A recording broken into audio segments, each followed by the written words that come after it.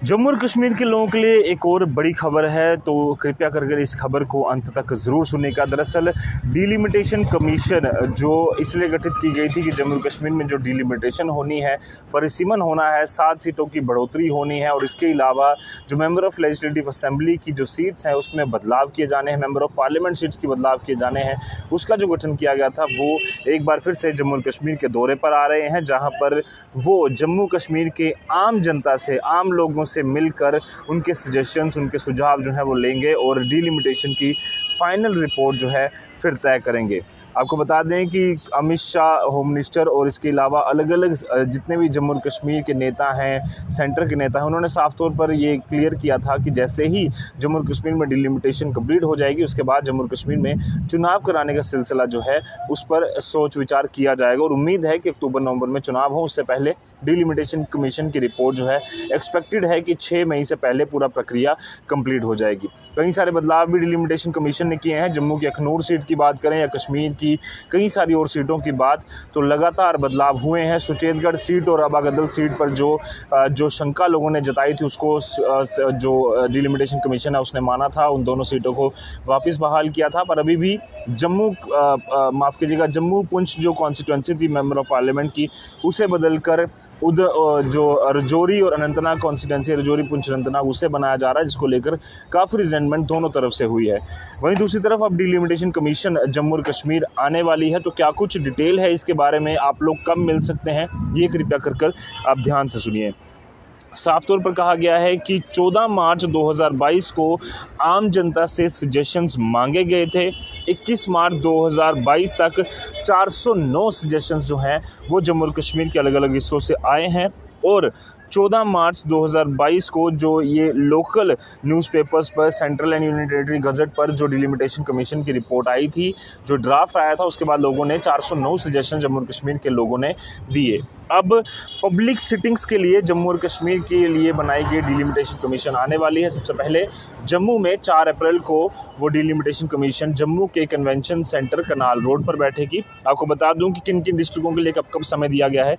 सुबह 10 बजे से लेकर 12 बजे तक का समय 4 अप्रैल 2022 को कठुआ, उधमपुर, डोडा, रामबन, किश्तवाड़, राजौरी और पुंछ ज़िलों के लिए, यानी कि 7 ज़िलों के लिए, जिसमें कठुआ, उधमपुर, डोडा, रामबन, किश्तवाड़, राजौरी और पुंछ, ये 7 ज़िले 10 से लेकर 12 बजे तक पब्लिक सिटिंग जो है वो कर सकेंगे convention centre canal road Jammu में डिलिमिटेशन कमीशन की अध्यक्षा रंजना देसाई और बाकी मेंबर्स के साथ, जिसमें election commission of India Sushil Chandra, Jammu और कश्मीर के स्टेट इलेक्शन कमिश्नर जो हैं के शर्मा, इसके अलावा बाकी सब मेंबर्स जो हैं वो भी वहाँ पर मौजूद रहने चाहिए। वहीं दूसरा, कन्वेंशन सेंटर में 12:30 बजे से लेकर आधे घंटे के गैप के बाद 12:30 बजे से लेकर 2:30 बजे का समय 2 घंटे के लिए रियासी, सांबा और जम्मू डिस्ट्रिक्ट को दिया गया है, यानी कि 7 ज़िले 10 बजे से लेकर 12 बजे तक और बाकी रियासी, सांबा और जम्मू ये दोपहर के 12:30 से लेकर 2:30 बजे तक अपनी जो पूरा बात है वो डिलिमिटेशन कमीशन के सामने रख पाएंगे। वहीं दूसरा, श्रीनगर में 5 अप्रैल 2022 को सुबह 10 बजे से लेकर 12 बजे तक श्रीनगर, बडगाम, अनंतनाग, इसके अलावा कुलगाम, पुलवामा और शोपियान, ये 6 ज़िले के लोग जो हैं वहाँ पर डिलिमिटेशन कमीशन से जाकर मुलाकात कर सकेंगे, जिसमें एक बार फिर से मैं आपको बता दूँ, श्रीनगर जो कि सेंट्रल कश्मीर का ज़िला है, बडगाम, अनंतनाग, कुलगाम, पुलवामा और शोपियान, ये सारे 6 ज़िले 10 बजे से लेकर 12 बजे तक SKICC श्रीनगर में पब्लिक सिटिंग के तौर पर डिलिमिटेशन कमीशन से मुलाकात कर सकेंगे। वहीं 12:30 बजे से लेकर 2:30 बजे तक का समय दिया गया है गांदरबल, बांदीपोरा,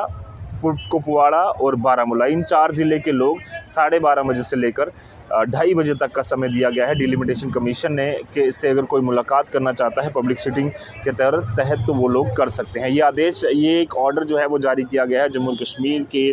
डिलिमिटेशन कमीशन जो बनाई गई थी उसके द्वारा, जहां पर साफ तौर पर कहा गया है कि जैसे ही डिलिमिटेशन कमीशन की नई रिपोर्ट आएगी, वहाँ पर लोगों के सजेशंस होंगे, ड्राफ्ट फाइनल आ चुके हैं, उसके बाद करीबन 1 महीने के अंदर अंदर उम्मीद है कि डिलिमिटेशन कमीशन अपनी जो फाइनल रिपोर्ट है वो पब्लिक कर देगी और 6 मई तक जो इनको एक्सटेंशन दी गई है उससे पहले पूरा प्रोसेस कंप्लीट हो जाएगा। देखना ये होगा कि डिलिमिटेशन की इस नई रिपोर्ट में पब्लिक सीटिंग्स के बाद क्या कुछ बदलाव होते हैं, या फिर जो फाइनल ड्राफ्ट अभी तक आया है जो 14 मार्च को पब्लिक के सामने रखा गया था वही होता है। सबसे बड़ी निगाहें रजौरी, पुंछ, अनंतनाग सीट पर हैं। इसके अलावा जो SC ST कैटेगरीज़ के लिए जो सीटें रिजर्व की गई हैं उन पर भी बड़ी माथापच्ची का जो है वो चल रही है, बड़ी बातचीत जो है वो चल रही है। अब देखना ये होगा कि डिलिमिटेशन कमीशन की रिपोर्ट आने के बाद जम्मू और कश्मीर में चुनाव कब होंगे, जिसकी नज़रें, जिसकी तरफ सारे नेता ही नहीं पर जम्मू और कश्मीर के हर नागरिक की इस समय निगाहें हैं। आप भी बने रहिए द न्यूज़ नाउ एक्सप्लेन के साथ। बाकी अपडेट्स के लिए फ़िलहाल के लिए दीजिए इजाज़त।